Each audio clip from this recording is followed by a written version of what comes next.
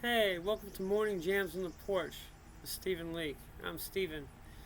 It's August 1st, 2025. It's a hell of a good day to be alive. It's still warm. It's just still the middle of summer. I'm just happy to be here and being able to talk to you. I'm going to do something a little bit different today. Instead of playing guitar the whole time and ranting about politics, I think people have had enough of politics, to be honest, and I don't think many people understand what satire is, so I'm not going to really do that anymore. Um, but I am going to read some of my novel and some of my poetry instead, and focus on artistic things instead of just beating people over the head with shit that they don't understand. Um, I think that's gonna help people more. If you are interested in the political shit I have to say, I will have a segment for that. You can always find it at my website. But I'm not gonna just rant about stuff if it's just gonna piss people off. They're not gonna understand it. I'm gonna keep talking about it in other areas, other formats, and even here on a little bit because people do like that. Or people who tune into this just for that. Um, I'm going to focus a little bit more on happy things in my art for right now because the climate is just too politically charged to keep throwing gasoline on it. Um, my poetry collection, this is actually my second one, my second published poetry collection, Light Through the Pines. You can get this at Amazon. I don't have a library, it doesn't have the Library of Congress number on it because I need to reprint it, and it's going to be reprinted this Christmas when my new poetry collection comes out, like Truth is Power. It's also the name of my vinyl folk album. It's also coming out at Christmas.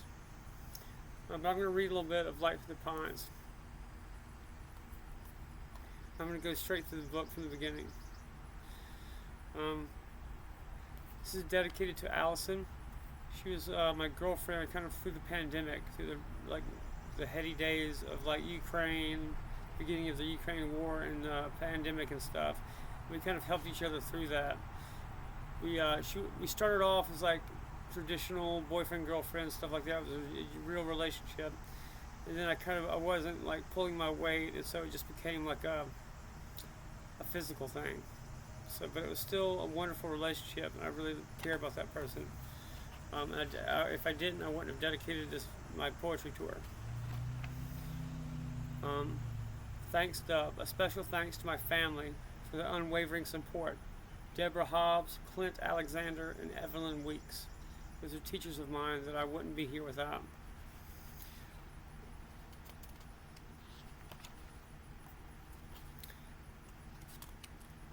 Shoplifting at Walmart. I don't think this world is real, so I drift through the motions, waiting for my real life to begin. Still, I must be next to a woman in natural light. We have the same nightmare that society unwinds: uneasiness, gray clouds, and still water. I always saw art as a manifestation of you.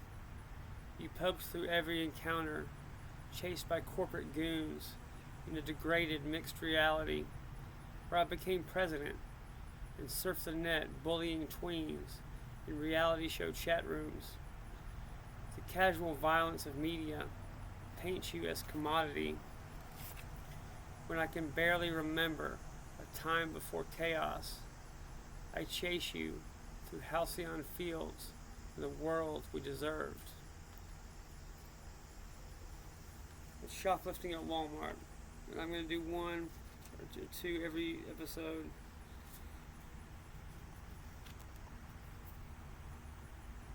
And this is the working title. I started off this was Closer to the Sun. This is actually Gethsemane.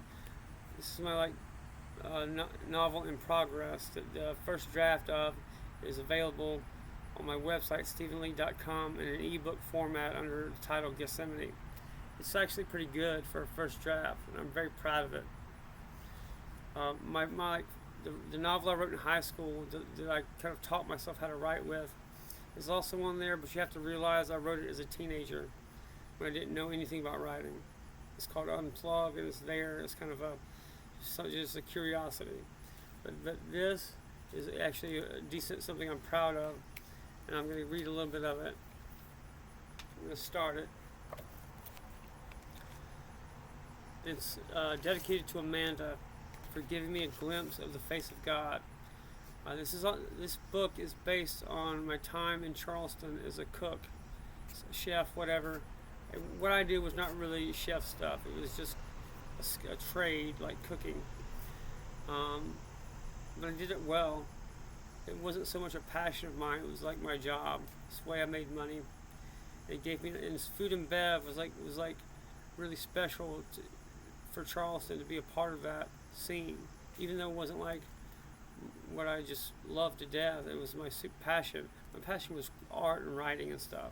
But it was a job that I did like. I liked it, cooking, and I learned the skill for free. I can go anywhere in the country or even the world maybe and cook and earn my way.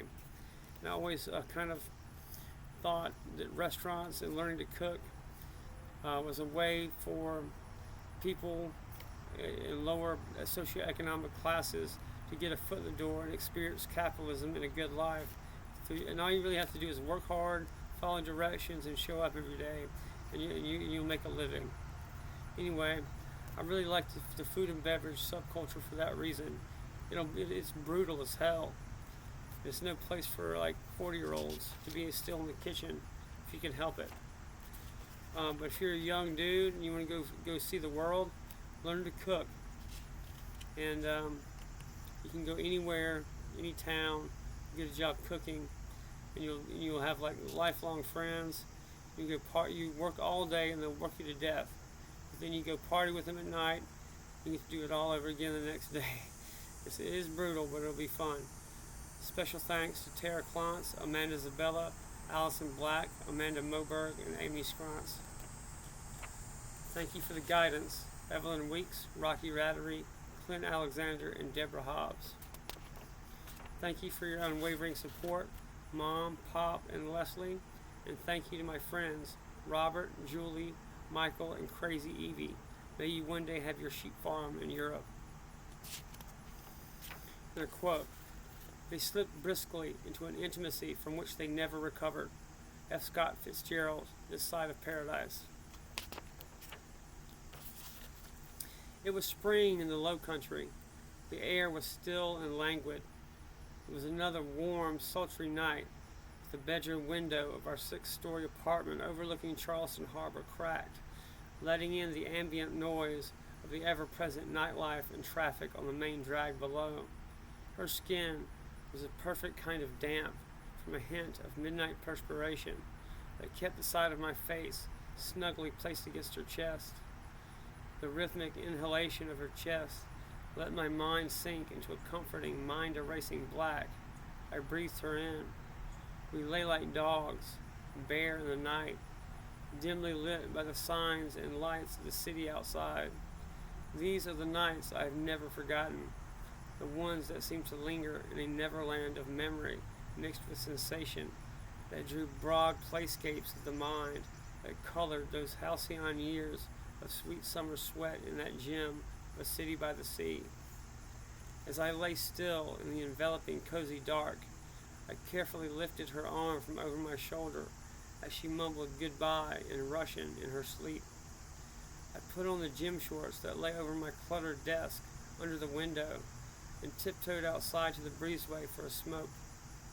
The flash of light from the refrigerator in the night startled Callie, our cat, as I grabbed an ice-cold bottle of water, uncorked it, and poured myself a glass. The building was 6 stories of upscale student housing, solid soundproof walls.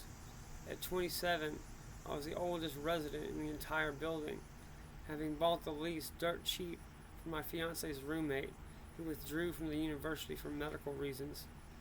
I had never lived in a dorm before, never had the college experience, so I jumped at the opportunity, not just to live with the love of my life, but to immerse myself into the beating heart of the city. The door was propped open by a bolt lock as I grabbed the day-old New York Times by our doorstep and leaned against the rails looking out onto Charleston proper. An unobstructed view of the Ravenel Bridge and the water, with 100 steeples from all manner of churches, littered the foreground. It was 2 a.m. Ava was out cold, and I was pleasantly buzzed from a couple bottles of Moscato and Chinese food. I would have to be up in 5 hours for work at my restaurant. The warm, salty spring air continuously blew in off the water and struck a chord in my being as the ice-cold water shocked my senses awake. I lit a smoke from a half-empty box and dug in my shorts for the plain stainless steel Zippo she bought me on our road trip to Maine.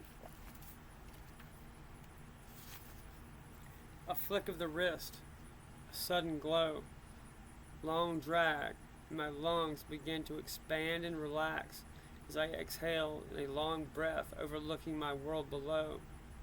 The weight of Ava beside me has given me an awakening. The profundity of our connection, the purity of its pursuit, and the heat of our youth, blossoming in our lover's nest in the sky. As time started to pass, I began to reminisce about all the factors that had aligned just right for me to be in this shimmering divination. I was in love with her. I was in love with the city. I was in love with my new life as just another dishwasher and cook in the holy city. I spent the next 30 minutes basking in a state of mindfulness of my present, grateful that now, after so much suffering, I had seemingly arrived. I was making enough money. Ava loved me. We had one of the best apartments of any 20-something couple in the city. She was on track to graduate. Life seemed to be brimming, overflowing with novelty, endless joys, small miracles and wonders for the spirit to embrace. This city was in the middle of being discovered as one of the finest food and beverage destinations in the entire fucking world, and I was proud to be a part of it. I find myself in a restless anticipation for the following day, still slightly tipsy. I ashed my cigarette and tossed it down as the wind caught the butt from an updraft and it danced its way to the alley below. I tiptoed back into the apartment, slipping quietly through the crack we always left in my bedroom door, next to her old bedroom, which had become my office, where I sat down to finish a poem I had started the night before. I pulled my 1950s mass paperback copy of Down and Out in Paris and London by George Orwell and began to immerse myself in a culture I would be living in mere hours.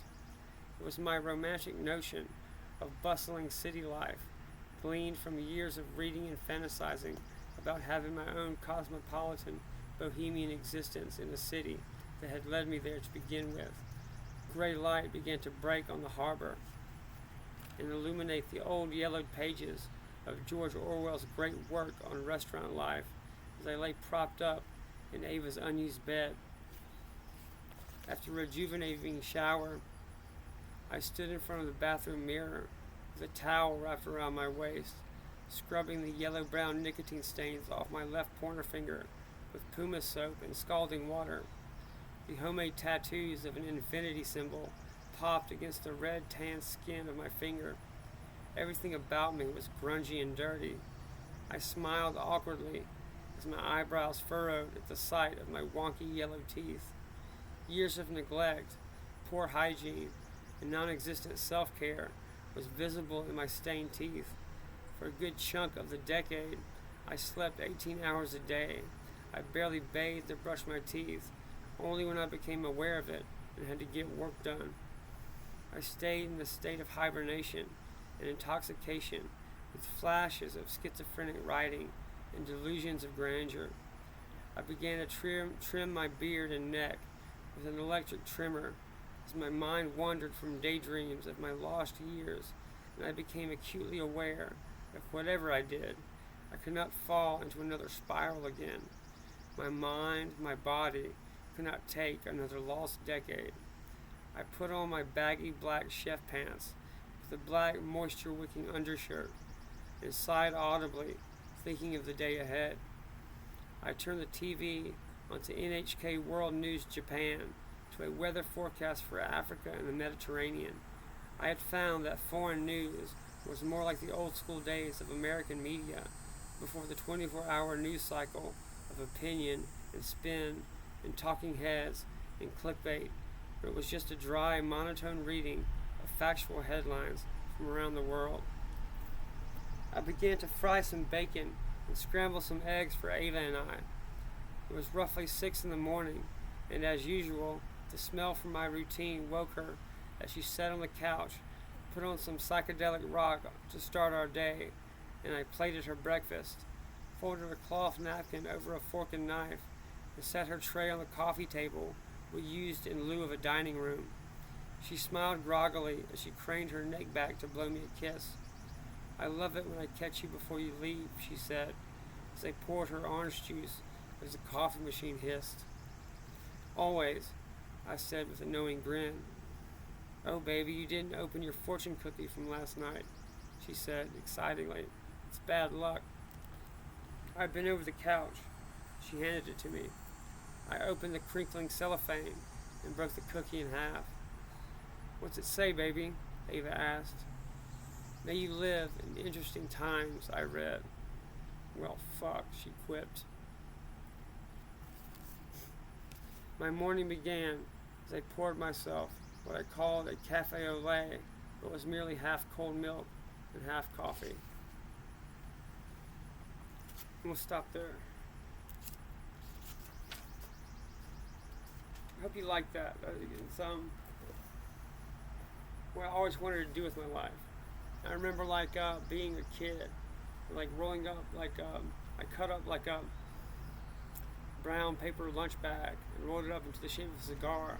And go on my typewriter and pretend to be Hemingway. And the shit that kids do, you know. But I'm kind of I was able to go chase my dream. And actually I have a couple finished novels. And it doesn't really matter to me so much if they make money or all that kind of stuff. The point is I did it. You know, I had a goal and I achieved it, and I'm proud of myself for that. And if you can just go do something like that, if you have a dream, go do it. Go chase it right now, because you won't get another chance if you keep putting it off. I was just lucky that my friend Robert McFarland was offered to be my roommate in Charleston when he got home from the Peace Corps. It was kind of a random freak occurrence that was sheer dumb luck for me. And it opened up a whole new world for me. And I got a book out of it. So I'm very grateful to Robert and Julie Hudson and Michael Tiblier for being my roommates down there. They're great friends, and it was a wonderful time for me. And I even got to live across the street from my sister, who's been in Charleston the whole time. It was one of the best times of my life. Anyway, I wish everybody got to experience something like that and go do something wild and fun. But I would encourage everybody, even if you're 40, go, at least if it's for a year. Get out of your hometown if you never have before. Not because I don't like York, but just because there's so much out there. And, I know times are crazy, but really it's just mostly propaganda that's coming from the TV. And life is not all that bad. Shit is really expensive, but it's not going to be that way forever, I don't think.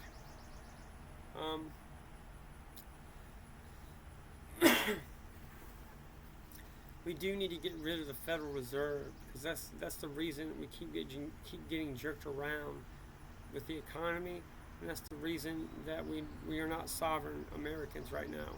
We can't have anything nice, purely because of the Federal Reserve. If you control the money supply, you control everything else about the empire. And that's not one person, and it's not even an American bank. It's a foreign central bank. It's owned by the British Crown. So Britain gets to dictate everything about American life simply because they control the money supply and they own the banks that own us. And really, every war Americans have ever really fought has been a continuation of fighting for sovereignty and freedom and autonomy from the British.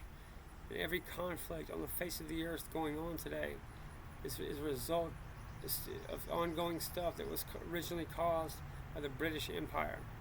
And that's just a fact. That's what I've studied my whole life. I was never in the military, I never served, but I did have an appointment to West Point that I didn't get to go finish and go through because of an illness that was out of my control. But I do have kind of a mindset of people that do that, and I've studied it my whole life. So it's not coming from nowhere.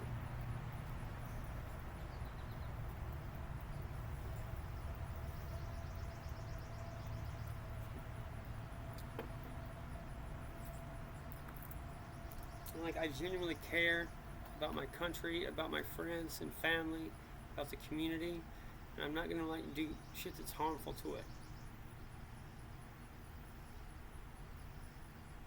I don't have a wife and I don't have kids, so looking out for doing political stuff and being active in the community is my purpose. It's shit I take seriously. And I have the time, because I'm on disability, to look into things and study political things and get to the bottom of shit. And I don't say things to be shocking or to scare people. If you care about somebody, you tell them the truth. You don't bullshit them, no matter how scary the truth is. But we don't have to always constantly go over scary shit, because that's not all that's happening in the world. There's plenty of nice, good, fun, awesome stuff that's also happening. I'm not going to play any songs with lyrics today. I'm just going to kind of openly jam and be a little bit more relaxed about things.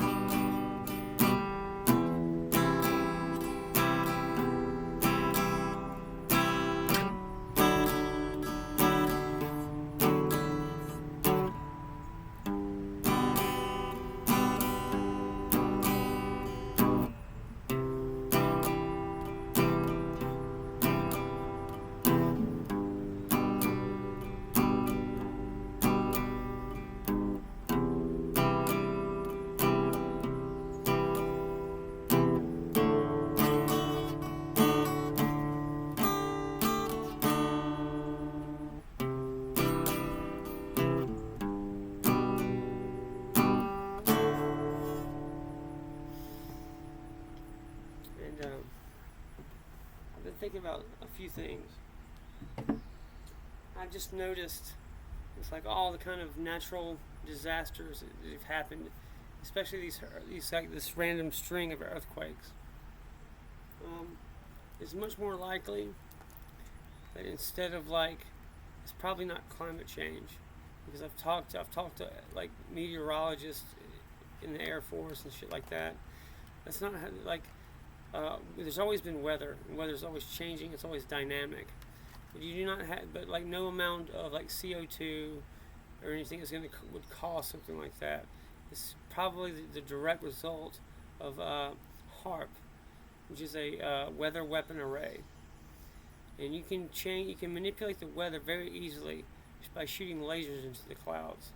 And you can get a laser pointer and shoot in the sky, and it will have a minuscule effect and affect the clouds. And if you have that laser and you juice it up by millions of kilowatts and shit like that, you can steer storms, do all kinds of shit. And we have so much like exotic technology that we've been hoarding for decades. And I've read military white papers for years. That like go into detail about how weather weapons are used and stuff like that. This is a known. There's doctrine for it within military circles about how to specifically use this technology as a force multiplier. So it's not like it's new. People have known about this for a long time, and when you have like an enemy head of state that is like plucked out of the sky by a freak weather occurrence, it's probably not random or an act of God. And then when you have, never before seen weather occurrences happening all over the country, and it can directly tie what happened to a specific demographic and group of people that would have financially benefited from that happening. What you're seeing is criminals using exotic weapons to make money. And you shouldn't be too freaked out about it, but you need to be taking steps to call your congressman and to be aware of it. And all of these things that happen, you can like, if you just look into it and research, it's very easy to tell who's doing it, because there would have been a company that would have been operating in that area that would have already expressed interest in the land that the area where the disaster happened. They would have probably been rejected by the landowners who wouldn't sell the property to them. And this is the same kind of shit that's been happening for hundreds of years that the federal government does to grab land. It's just being done with new technology. You can go ask anybody in Appalachia or coal country what corporations or the government is willing to do to get their hands on valuable minerals or land rights, because they've been fighting shit like this their whole lives and almost their entire existence in Appalachia. So shouldn't be surprised. We have elite capture of our government by Israeli intelligence. And it's not surprising, but it's not going to last forever. And as soon as the boomers kind of die out, Israel's going to lose all support from the United States, and they're going to be completely on their own. So the things that are happening today, it's not going to last forever. It's not the end of the world. You're going to be fine if you take some basic steps to prepare for like a disaster that would happen anyway, such as like you need to have at least between 2 to 4 weeks of storable food stockpiled that you can eat or heat up and cook without electricity. Then also potable water that you can drink, use your toilet, shower with, stuff like that for 2 to 4 weeks, and a way to purify it if it's not potable itself.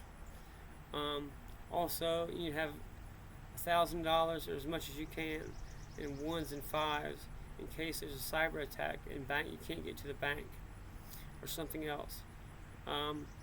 Let's see. You need to know 3 to 4 guys in your immediate community that you can trust well enough who will come to each other's mutual aid. You need a way to defend yourself and your property and family from criminals who would take advantage of a crisis or natural disaster. and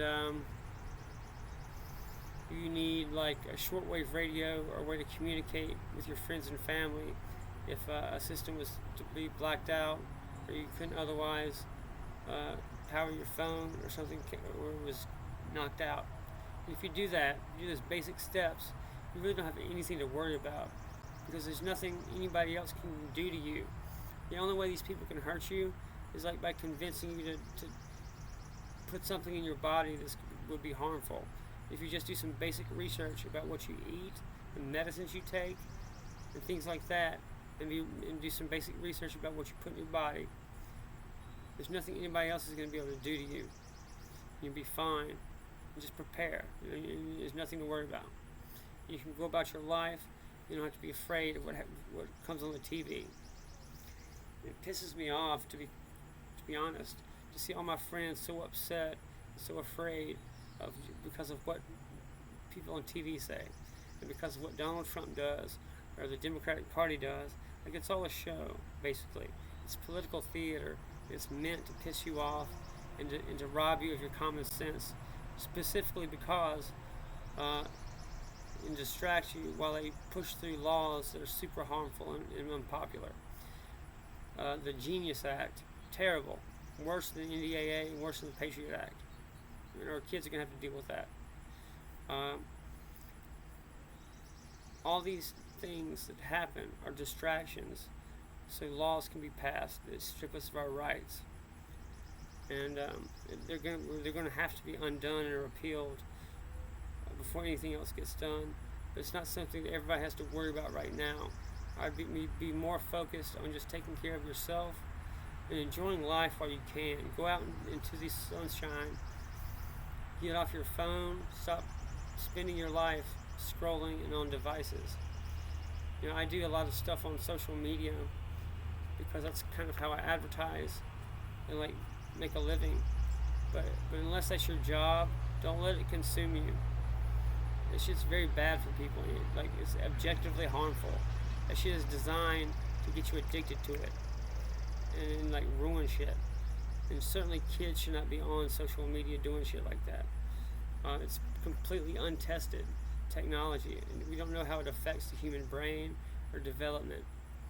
And you shouldn't be letting these companies turn you into a guinea pig. Unplug from that shit. At least give yourself a break and go enjoy life. Now and that's all the preaching I'm gonna do for today. I just don't like seeing people so upset over bullshit, because that's what it is. It's completely manufactured crap that is meant to scare you and freak you out on purpose.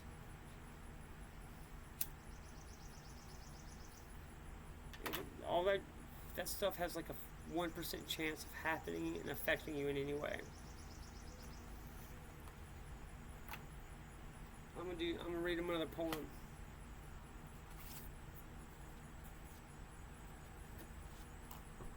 Hopefully I can find something that's like a little bit more uplifting.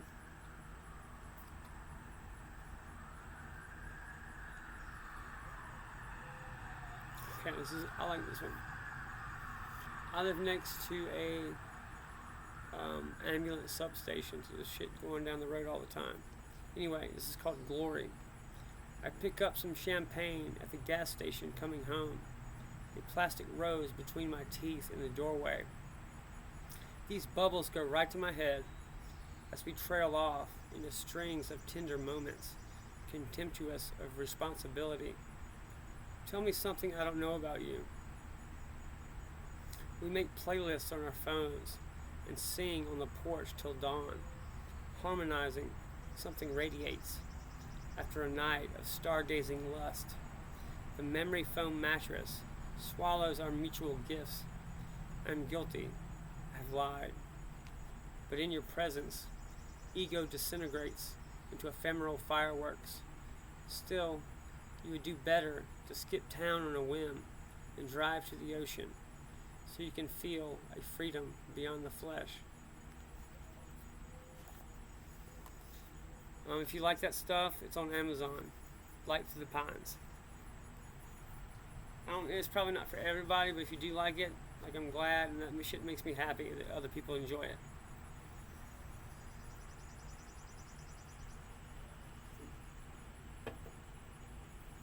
Oh, and I have a new business, because all I really do, every time I make money, I just do something else and build something out new and bigger.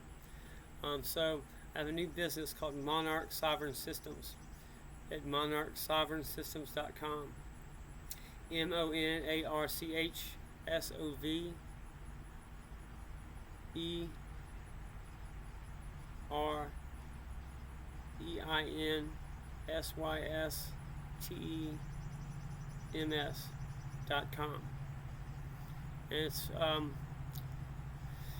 what I do is I design self-contained systems where all you do is just pay a flat fee, and I set up a crypto mining computer that's run off of solar panels and cooled by a rainwater collection system and a water system that's filtered is off grid, and it generates about 25 to 30 bucks per computer, and it's built from one or two computers. You can generate a little bit of income while being completely off grid and self-sustaining. And I can add like a ham radio base, means of communication, wastewater systems, compost. I can start from a quarter-acre self-sustaining farm up to and scale up however big you want to do it, however many acres you have. And I also teach. Also, it's like I give referrals to companies that give where you can do a telehealth appointment with a physician. He will prescribe you ivermectin if you've had the vaccine and any antibiotics or emergency medicine that you may need being off grid. They can give it to you, and they can send it to you in bulk. And it's a physician. It's just a referral. And there's also referrals to storable food subscriptions that can send you months supply, however long supplies of storable food. I have water filtration systems, all kind of shit like that. And I have encrypted communications. What kind of software you would need to be completely private online, all kind of shit like that. It's at Monarch Sovereign Systems. It's just so people can be more free and detached from the system, so you're not so dependent on whatever the powers that be decide is going to happen. And I'm adding more stuff every day, and I also have a library of like libertarian books and the underlying philosophies behind the freedom movement, our founding principles, links to constitutional originalist constitutional thinking, the books that they're based on, shit like that, ways to defend yourself, all kind of stuff. It's pretty interesting actually. So check it out, Monarch Sovereign Systems. And I'm going to link it to everything else that I do from StephenLeake.com. And like I said, I can build all of that with just a flat fee. You just have to pay money, and like me and my friends will do it and build it for you. And thanks for hanging out with me. I know times get crazy, and you know, it seems like everything's too expensive to even live. And really, you kind of have to live way below your means. And you can't. And like I don't borrow money at all, and I don't utilize credit. I pay for everything in cash. Like all I do for fun is go take my dog to like the coffee shop in Rock Hill, have a $5 cup of coffee and like pastry, and that's my entertainment for the day. That's all I need really. And then I come home and play guitar, hang out with my family, and life is good. And you know, the ways to be happy is to like just simplify shit and distill it down to what matters. Just like family and peace of mind, things like that. So if that sounds cool, check out my website. If you enjoy my books, my poetry, There's more of it at StephenLeake.com. And I'm going to continue reading my novel and reading out of my poetry book at our next episode. So thanks for hanging out with me today. It's been really fun. I probably get more out of it than anybody else. So I appreciate it. We're going to win, and it's going to be okay. Keep trucking and keep hanging in there. And I'll see you around.